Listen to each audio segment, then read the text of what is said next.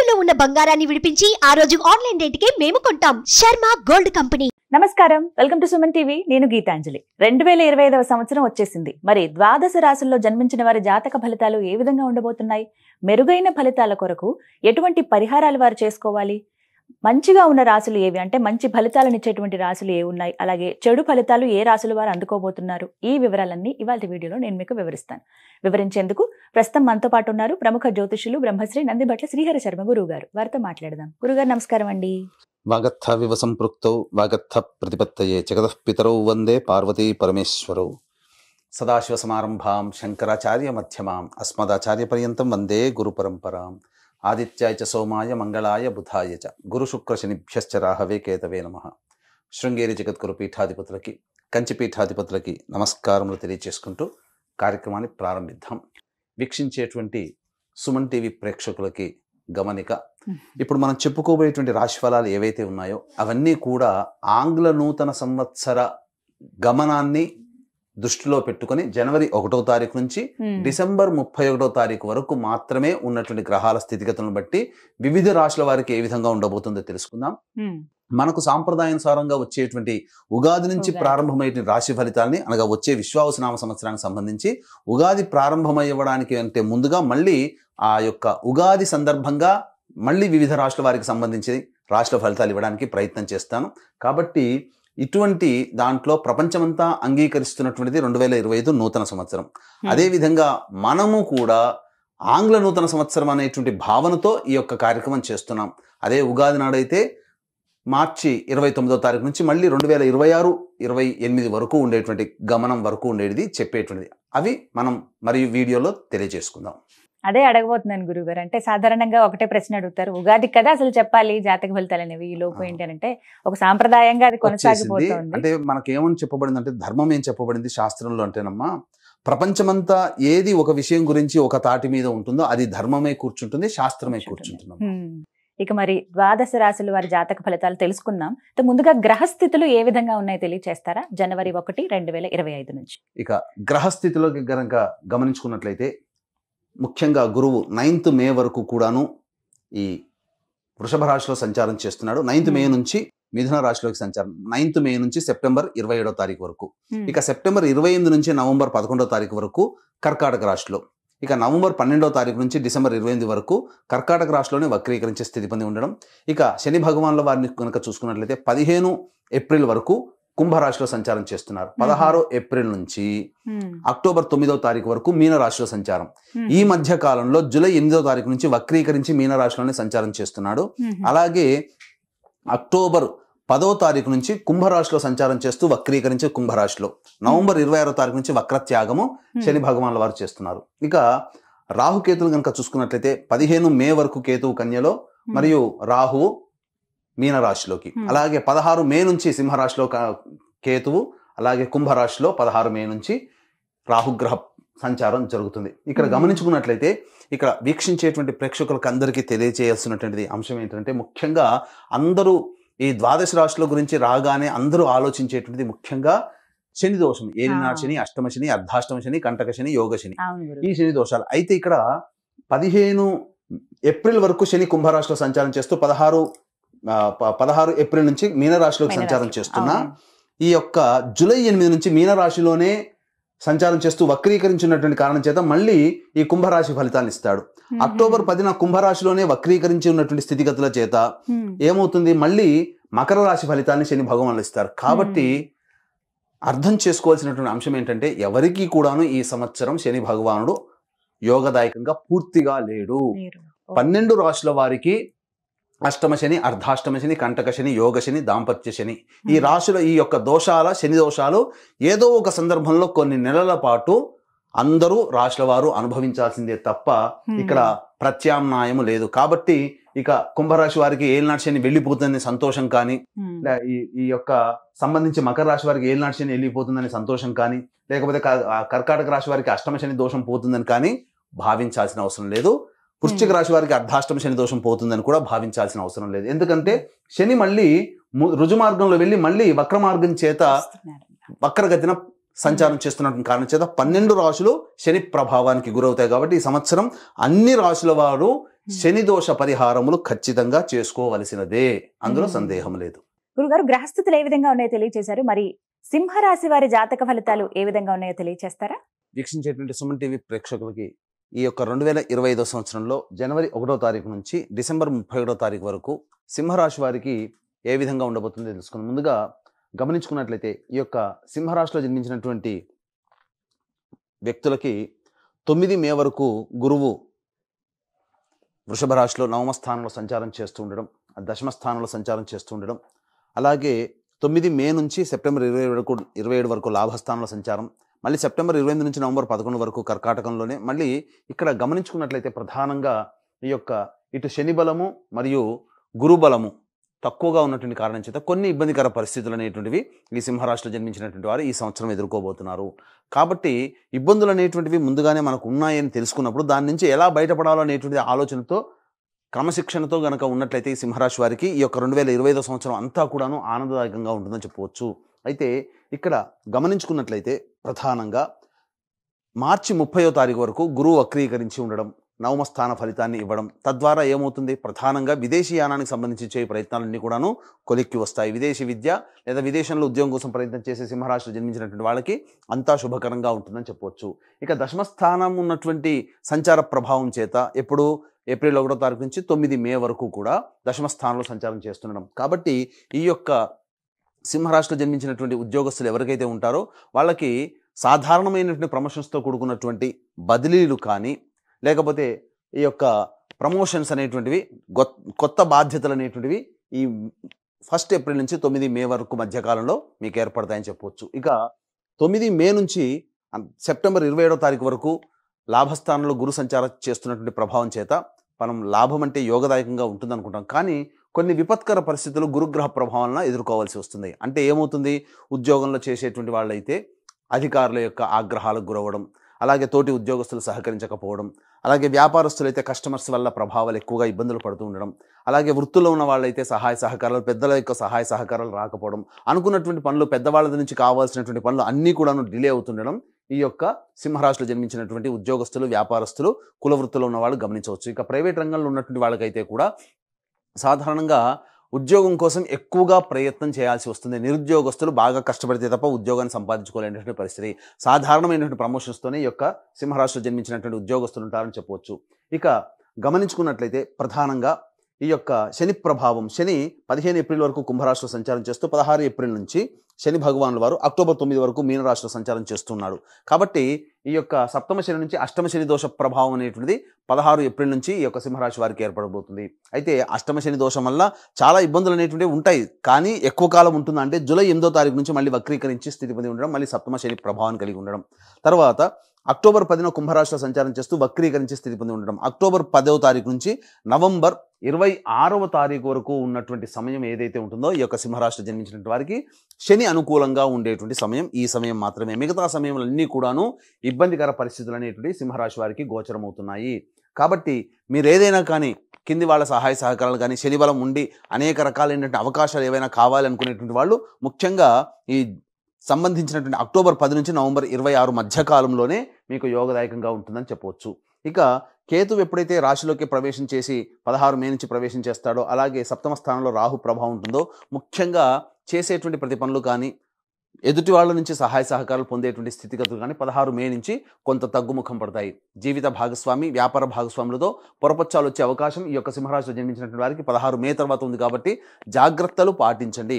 ముఖ్యంగా ఈ రాశిలో జన్మించినటువంటి రాజకీయ ప్రముఖులు ఎవరైతే ఉంటారో వారు ప్రజాదరణ కోల్పోయే అవకాశాలు ఉంటాయి. కాబట్టి జనరంజకంగా ప్రజలకి అభిప్రాయం మేరకు నడుచుకోవడం ద్వారా మీ యొక్క సొంత అభిప్రాయం కంటే కూడా ప్రజాభిప్రాయాన్ని దృష్టిలో పెట్టుకుని రాజకీయ రంగంలో ఉన్నటువంటి వాళ్ళు గనక చేసినట్లయితే తప్పకుండా చాలా మటుకు ప్రజల యొక్క ఆదరణ పొంది దోషములు తగ్గుతాయని చెప్పవచ్చు. ముఖ్యంగా ఏదైతే గొప్ప పదవి కానీ లేకపోతే గొప్ప బాధ్యతలు కానీ ఆశిస్తుంటారో కొంత నిరాశ పడక తప్పదు అని చెప్పవచ్చు. ఇక ఈ యొక్క సింహరాశిలో జన్మించినటువంటి కళారంగంలో ఉన్నటువంటి వారు సినీ రంగము, టీవీ రంగము, అలాగే electronic and printing media, social media, ఇటువంటి రంగంలో నాటక వృత్తులు, సంగీతము, సాహిత్యము సంబంధించినటువంటి నాటకాలు, వీటన్నిటిలో నాట్యములు, వీటన్నిటి వృత్తుల్లో అనగా కళారంగంతో సంబంధం ఉన్నటువంటి అన్ని వృత్తుల్లో ఉన్నటువంటి వాళ్ళకి ఆదాయం అంతంత మాత్రంగా ఉంటుంది. వచ్చిన ప్రాజెక్టులన్నీ దగ్గర దాకా వచ్చి వెనక్కి వెళ్ళిపోతాయి. అయితే చెప్పిన విధంగా అక్టోబర్ 10 నుంచి నవంబర్ 26 మధ్య కాలంలో మాత్రం మీరు సంవత్సరం అంతా ఇబ్బంది పడుతున్నటువంటిదంతా ఈ అక్టోబర్ 10 నుంచి నవంబర్ 26 మధ్య కాలంలో ఉన్నటువంటివి మీకు తొలగిపోతాయి అని చెప్పవచ్చు. ఇక గమనించుకున్నట్లయితే ప్రధానంగా ఈ యొక్క సంబంధించినటువంటి విద్యార్థులు బాగా కష్టపడితే తప్ప ఫలితాన్ని పొందలేనటువంటి పరిస్థితి. గురుగ్రహ ప్రభావము మనకు ఈ యొక్క సింహరాశిలో జన్మించినటువంటి వారికి సెప్టెంబర్ 27వ తారీఖు, మే 9 నుంచి సెప్టెంబర్ 27వ తారీఖు మధ్య కాలంలో అనుకూలంగా లేని కారణం చేత కొన్ని ఇబ్బందికర పరిస్థితులు. కాబట్టి విదేశీయానం, విదేశీ ప్రయత్నం చేసేటప్పుడు ఆచితూచి స్పందించండి. దైవానుగ్రహాన్ని పెట్టుకొని ఈ మే 9 నుంచి సెప్టెంబర్ 27 మధ్య కాలంలో కనుక మీరు ప్రయత్నం చేస్తే అనుకున్న విధంగా విదేశీయానము చేయవచ్చు. పరీక్షలలో కూడా ఎక్కువగా కష్టపడాలి. పోటీ పరీక్షలు మే 9 నుంచి సెప్టెంబర్ 27 మధ్య కాలంలో ఉన్నట్లయితే మీరు అంచనా వేసుకున్నటువంటి పోరాటం కంటే కూడా ఎక్కువగా పోరాడితే తప్ప మీరు అనుకున్నటువంటి ఫలితాలు పొందలేకపోతారు. జ్ఞాపక శక్తి కొంత తక్కువగా ఉండేటువంటి అవకాశం ఉంది. కాబట్టి ధ్యానం అలవాటు చేసుకునే ప్రయత్నం చేయండి. అయితే మే 9 లోపల ఏవైతే పోటీ పరీక్షలు ఉంటాయో వాటిట్లో మాత్రం మీరు సంపూర్ణమైనటువంటి విజయాన్ని పొందుతారని చెప్పవచ్చు. ఇక ఈ యొక్క సింహరాశిలో జన్మించినటువంటి రైతులకైతే ప్రధానంగా గమనించుకున్నట్లయితే 2 పంటలు అనేటువంటివి సాధారణమైనటువంటి లాభాలు అనేటువంటివి పొందుతారు. కాబట్టి అత్యాశకు పోయి కొత్త పంటలు వేయడం లేదా కమర్షియల్ పంటలు వేయడం తద్వారా ఉన్న లాభం కంటే నష్టం ఎక్కువగా వచ్చే అవకాశం ఉంది. కాబట్టి తెలిసిన పంటలోనే మీరు పూర్వం వల్లనే మీరు వేసుకున్నట్లయితే ఈ యొక్క సంవత్సరం కొంతవరకు మీరు కష్టాలు నష్టాల నుంచి బయటపడవచ్చు అని చెప్పవచ్చు. అయితే ప్రధానంగా డబ్బులు అనేటువంటిది ఈ మే 9 నుంచి సెప్టెంబర్ 27 మధ్య కాలంలో ఎవరికీ అప్పుగా ఇవ్వకండి. లేదా రాని బాకీలు వసూలు కావడం కోసం చాలా కష్టపడాల్సి వస్తుంది. ఈ యొక్క సందర్భంగా మీకు గమనించుకున్నట్లయితే ప్రధానంగా ధనానికి సంబంధించినటువంటి ఏవైతే ఉంటాయో అవి ప్రధానంగా సెప్టెంబర్ 28 నుంచి నవంబర్ 11 మధ్య కాలంలో పుణ్యక్షేత్ర సందర్శనము కానీ లేకపోతే ఎన్జిఓ కార్యక్రమాలకి మీ డబ్బు వినియోగిస్తుంటారు. అంటే సేవా దృక్పథంతో మీ యొక్క డబ్బులు ఖర్చు అవుతాయని చెప్పవచ్చు. ఇక గమనించుకున్నట్లయితే ఈ యొక్క ప్రధానంగా మళ్ళీ నవంబర్ 12 నుంచి డిసెంబర్ వరకు కూడా కర్కాటకంలో వక్రీకరించినటువంటి కారణం చేత మే 9 నుంచి సెప్టెంబర్ 27 మధ్య కాలంలో ఎలాంటి పరిస్థితులు ఉంటాయో నవంబర్ 12 నుంచి డిసెంబర్ 28 వరకు కూడాను అలాంటి పరిస్థితులే మీకు ఉంటాయని చెప్పవచ్చు. ఇక ముఖ్యంగా గమనించుకున్నట్లయితే ఉద్యోగస్తులు, నిరుద్యోగస్తులు కానీ ఉద్యోగం లభించడం కోసం ఏ సమయంలో మీరు ప్రయత్నం చేయాలి? ఆల్రెడీ ఉద్యోగం చేస్తుంటారు, కొత్త ఉద్యోగం కోసం ప్రయత్నం చేస్తున్నట్లయితే ఏ సమయంలో ప్రయత్నం చేస్తే లాభసాటిగా ఉంటుంది, అనుకున్నటువంటిది ఉద్యోగం లభిస్తుంది అంటే కొన్ని విషయాలు మీకు తెలియజేస్తాను. ప్రధానంగా జనవరి 11 నుంచి ఫిబ్రవరి 11 మధ్య కాలంలో అద్భుతమైన కాలము, నూతన ఉద్యోగ ప్రాప్తి అనేటువంటిది లభిస్తుంది. లేదా కొత్త ఉద్యోగం కోసం ప్రయత్నం ఈ సమయంలో చేస్తే చాలా బాగుంటుంది. అలాగే ఇంకొక సమయం ఏంటంటే మే 13 నుంచి జూన్ 14 మళ్ళీ జూలై 15, మే 13 నుంచి జూలై 15 మధ్య కాలము అద్భుతమైనటువంటి సమయం. ఈ సమయంలో కూడా మీరు కొత్త ఉద్యోగం కోసం ప్రయత్నం చేయొచ్చు. నిరుద్యోగస్తులకి ఈ యొక్క మే 13 నుంచి జూలై 15 మధ్య కాలంలో ఉద్యోగం లభించే అవకాశం ఉంటుంది. ఇక మళ్ళీ ఎప్పుడు ఉంటుంది మళ్ళీ ఈ సంవత్సరంలోనంటే అక్టోబర్ 16 నుంచి నవంబర్ 15 మధ్య కాలంలో మీరు ఏదైతే కొత్త ఉద్యోగం కోసం ప్రయత్నం చేస్తారో కొత్త ఉద్యోగంలో మీరు రాణించేటువంటి అవకాశం ఉంటుంది. ఇక ప్రధానంగా ఎఫ్ఎంసీజీ రంగము, ఫుడ్ సంబంధించినటువంటిది, జనరల్ స్టోర్స్, రెస్టారెంట్ బిజినెస్, విద్యాలయ సంస్థలు నడిపేటువంటి వాళ్ళు, అలాగే జ్యువెలరీ రంగంలో ఉన్నటువంటి వారు, పూజా స్టోర్సు, పండ్ల వ్యాపారస్తులు, పికిల్ అనగా కర్రీ పాయింట్ నడుపుకునేటువంటి వాళ్ళు, తీర్థయాత్రలు చేసేటువంటి వాళ్ళు, ఇట్లాంటి వ్యవహారం, సూపర్ మార్కెట్ నడిపేటువంటి వాళ్ళు, ఎవరైతే ఫుడ్కు సంబంధించినటువంటి వ్యవహారంలో ఉన్నట్టున్నారో వాళ్ళు ఏదైనా వ్యాపార విస్తరణ చేయాలి అనుకున్నప్పుడు మీరు జనవరి 1 నుంచి మే 9వ తారీఖు లోపలనే మీరు ప్రయత్నాలు ప్రారంభించండి. తత్ఫలితంగా మీరు ఆ మే 9 తర్వాత చేసే ప్రయత్నాలన్నీ కూడాను మందకొడిగా సాగుతాయి. లాభం కంటే కొంత నష్టం కూడా చవి చూడాల్సి వస్తుంది. కాబట్టి మే 9 లోపలనే, జనవరి 1 నుంచి మే 9 లోపలనే ఈ రంగంలో, ఈ వృత్తుల్లో ఉన్నటువంటి వాళ్ళు తప్పకుండా ప్రయత్నం చేస్తే మీరు అభివృద్ధి బాటలో ఉంటారని చెప్పవచ్చు. ఇక చర్మ సంబంధమైనటువంటి చర్మ సంబంధమైనటువంటి వ్యాపారస్తులు, స్టీల్ వ్యాపారస్తులు, ఐరన్తో వ్యాపారం చేసేటువంటి వాళ్ళు, ఎడిబుల్ ఆయిల్స్, అలాగే సంబంధించి ఆటో ఆయిల్స్ రంగంలో ఉన్నటువంటి వాళ్ళు, ఐరన్తో ఉన్నటువంటి ఏ వృత్తిలో ఉన్నటువంటి వాళ్ళైనా కానీ ప్రధానంగా అక్టోబర్ 10 నుంచి నవంబర్ 26 మధ్య కాలంలో ఉన్నటువంటి సమయం అద్భుతంగా ఉంటుంది. ఈ సింహరాశిలో జన్మించినటువంటి వారికి నూతన ప్రయత్నాలు అనేటువంటి చేయకుండా ఉండడమే మేలనేటువంటి విషయాన్ని గమనించుకోవాలి. ఈ యొక్క సింహరాశిలో జన్మించినటువంటి వారికి ప్రధానంగా మే 9వ తారీఖు లోపల లాయర్లుగా ఉన్నటువంటి వాళ్ళకి ప్రమోషన్స్ అనేటువంటివి ఉంటాయి, పదవి లభిస్తుంది. అలాగే రియల్ ఎస్టేట్ రంగంలో ఉన్నటువంటి వారు కొత్త ప్రాజెక్టులు చేపట్టకపోవడమే చాలా మంచిది అనేటువంటి విషయాన్ని గమనించుకోవాలి. ఉన్న ప్రాజెక్టుని కంటిన్యూ చేసుకుంటూ ఏదైనా కానీ అభ్యంతరంగా ఇంకా నిరభ్యంతరంగా చేయాలి, తప్పదు, గత్యంతరం లేని పరిస్థితుల్లో వ్యాపార విస్తరణ చేయాలని అంటే ఎక్కువ డబ్బుని అప్పుగా తెచ్చి మాత్రం చేయకండి. ఉన్న దాంతోనే మీరు సర్దిపుచ్చుకునే విధంగా ఈ సంవత్సరం గడుపుకున్నట్లయితే సింహరాశిలో జన్మించినటువంటి రియల్ ఎస్టేట్ వ్యాపారస్తులు, లాయర్ సంబంధించినటువంటి వాళ్ళు, మైనింగ్ వ్యాపారస్తులు, వీళ్ళందరూ కూడా ఎలక్ట్రికల్ అండ్ ఎలక్ట్రానిక్స్ రంగంలో ఉన్నటువంటి వారు వీళ్ళందరికీ కూడాను యోగదాయకంగా ఉంటుంది. ఎప్పుడు ఎక్కువగా డబ్బులు అప్పు తెచ్చి పెట్టుకోకుండా ఉన్నట్లయితే. ఇక గమనించుకున్నట్లయితే ప్రధానంగా ఈ యొక్క సింహరాశిలో జన్మించినటువంటి వారికి ఈ సంబంధించినటువంటి అన్ని రంగాలలో ఏ సమయంలో బాగుంటుంది, జనవరి 1 నుంచి మే 9 తారీఖు వరకు, అలాగే అక్టోబర్ 10 నుంచి నవంబర్ 26 తారీఖు మధ్యకాలంలో కొంతవరకు యోగదాయకమైనటువంటి పరిస్థితులను పొందుతారు. తర్వాత చెప్పొచ్చేది ఏమిటంటే ఈ యొక్క రాశిలో జన్మించినటువంటి వారికి శుభాశుభ మిశ్రమం అనేటువంటిది ఉంటుంది. ఈ రాశిలో జన్మించినటువంటి స్త్రీలు కుటుంబంలో పేరు ప్రఖ్యాతులు సంపాదించుకోవడం కోసం చాలా కష్టపడాల్సి ఉంటుంది. అలాగే మీరు ఎంత ప్రయత్నం చేసినా, మీరు ఎంత అభిమానాన్ని, ప్రేమను చూపించినా కుటుంబ సభ్యుల నుంచి అంతగా మీరు ఎక్స్పెక్ట్ చేసేటువంటిది రాకపోవడం, తద్వారా కొంత మానసికమైనటువంటి వ్యధకి గురయ్యేటువంటి అవకాశాలు గోచరమవుతున్నాయి. అయితే ప్రధానంగా గమనించుకున్నట్లయితే ఈ యొక్క మే 9 నుంచి సెప్టెంబర్ 27 మధ్య కాలంలో ఈ యొక్క సంబంధించినటువంటి రాశిలో జన్మించినటువంటి స్త్రీలకి అనారోగ్య సమస్యలు పెరిగేటువంటి అవకాశం ఉంటుంది. ఇండైజెషన్, అసిడిటీ ప్రాబ్లంతో వచ్చేటువంటి అవకాశాలు ఉంటాయని చెప్పొచ్చు. ఇక ముఖ్యంగా ఈ సంబంధించినటువంటి 16 ఏప్రిల్ నుంచి జూలై 8వ తారీఖు ఉన్నటువంటి మధ్యకాలంలో అనారోగ్య సమస్యలు, మోకాళ్ళ నొప్పులు, కాళ్ళల్లో బలం లేకపోవడం, ఇలాంటి కొంత ఇబ్బందికర పరిస్థితులు, శరీరంలో బలం లేకపోవడం అనేటువంటిది ఈ యొక్క సింహరాశిలో జన్మించినటువంటి స్త్రీ పురుషులు పొందుతారని చెప్పొచ్చు. అయితే ప్రధానంగా వివాహానికి సంబంధించి ప్రయత్నాలను కూడా కొలిక్కి వస్తాయి. మే 9వ తారీఖు లోపల వివాహం నిశ్చయమయ్యే అవకాశం ఉంటుంది. మళ్ళీ ఇంకా ఎప్పుడు ఇలాంటి అవకాశం ఉంటుంది అని అనుకుంటే ప్రధానంగా జూలై 8వ తారీఖు నుంచి అక్టోబర్ 10వ తారీఖు వరకు ఉన్నటువంటి సమయం వివాహానికి అనుకూలంగా ఉండేటువంటి సమయంగా చెప్పవచ్చు. కాబట్టి మే 9 లోపలైనా, జూలై 8 నుంచి అక్టోబర్ 10వ తారీఖు లోపలైనా కానీ వివాహానికి అనుకూలంగా ఉంటుంది. అయితే ప్రధానంగా ఈ యొక్క రాశిలో జన్మించినటువంటి దంపతుల మధ్య లేదా వ్యాపార భాగస్వాముల మధ్య కొంత పొరపచ్చాలు వచ్చే అవకాశం ఉంది. కాబట్టి మాటని తక్కువగా వాడుకుంటూ లౌక్యంతో వ్యవహరించినట్లయితే జీవిత భాగస్వామితోనూ, వ్యాపార భాగస్వామితోనూ అంతగా ఇబ్బందికర పరిస్థితులు అనేటువంటివి ఎదురవవు. తర్వాత ఈ యొక్క సింహరాశిలో జన్మించినటువంటి వారికి సామాన్యమైనటువంటి యోగదాయకమైనటువంటి పరిస్థితులే ఉంటాయని చెప్పవచ్చు. సింహరాశి వారు మెరుగైన ఫలితాలు పొందాలంటే గనక ఎటువంటి పరిహారాలు చేసుకుంటే మంచిదంటారు? ఈ సింహరాశిలో జన్మించినటువంటి వారు ప్రతిరోజు కూడాను కాలభైరవాష్టక పారాయణము, రుద్ర కవచము అనేటువంటిది కనుక పారాయణం చేసుకున్నట్లయితే చక్కగా సమస్యలన్నీ కూడా సమతిపోతాయని చెప్పవచ్చు. అయితే ఇక్కడ ప్రధానంగా ఈ యొక్క సింహరాశిలో జన్మించినటువంటి వారికి ఈ సంవత్సరం వారి యొక్క సంకల్పం అనేటువంటిది నెరవేరాలి. అంటే వాళ్ళకి జీవితం యోగదాయకంగా ఉండాలి, గత సంవత్సరం కంటే ఇంకా మెరుగైన స్థితిలో ఉండాలి అనేటువంటి యొక్క ఉద్దేశంతో ఈ యొక్క సింహరాశిలో జన్మించినటువంటి వారికి ప్రధానంగా ప్రభావం ఎలా ఉంటుంది, సింహరాశి వారి ప్రభావం ఎలా ఉంటుంది అని అంటే, వివాహం అయితే గనక భార్య లేదా భర్త జాతకము, పిల్లల జాతకాలు మీ మీద ప్రభావం ఉంటుంది.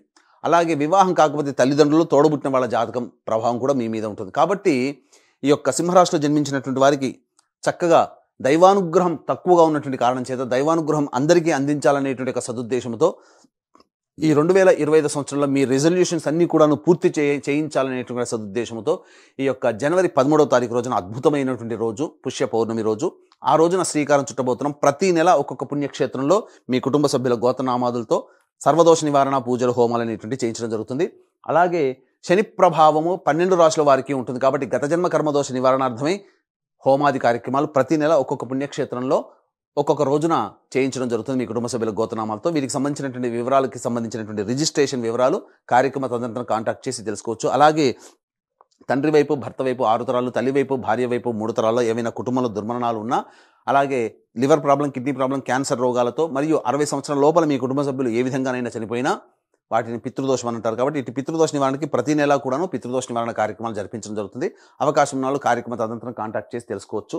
ఇక ఈ యొక్క సింహరాశిలో జన్మించినటువంటి వారికి మీకు ఏవైతే ఈ చెప్పబడినటువంటి ఫలితాల కంటే ఇంకా విభిన్నంగా మీ యొక్క జన్మజాతకం ఉందనంటే మీ యొక్క జన్మజాతకంలోని నడుస్తున్నటువంటి గ్రహ దశాంతర దశల యొక్క ప్రభావాలు. కాబట్టి దగ్గరలోని మంచి ఉపాసనాపరులైనటువంటి జ్యోతిష్యులను సంప్రదించి వారి సలహాలు, సూచనలు కనుక పాటించినట్లయితే మరింత మెరుగైన జీవితాన్ని పొందుతారని ఆశిస్తూ సర్వం శ్రీ ఉమామహేశ్వర పరబ్రహ్మార్పణమస్తు. చాలా చక్కగా వివరించారు గురువు గారు. ధన్యవాదాలండి.